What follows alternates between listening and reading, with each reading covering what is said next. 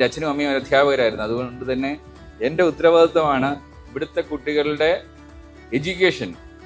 ഒരു പക്ഷേ ഇന്ത്യയിലെ ഏറ്റവും മികച്ച എഡ്യൂക്കേഷൻ നമ്മൾ ഇവർക്ക് കൊടുക്കും. അതിൻ്റെ തുടക്കം നമ്മൾ പുനലൂരിൽ കുറിച്ചിട്ടുണ്ട്. മെയ് 1 തൊട്ടാണ് അതിൻ്റെ വർക്ക് തുടങ്ങുന്നത്.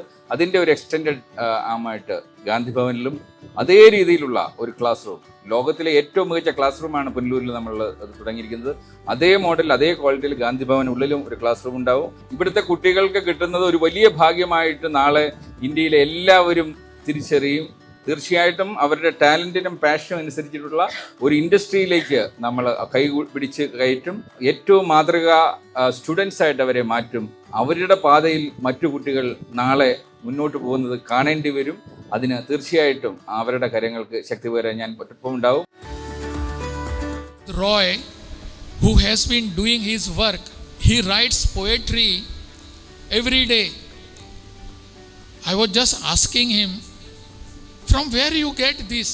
It is very difficult for us to write simple word, and he writes poetries every day, and that to many years.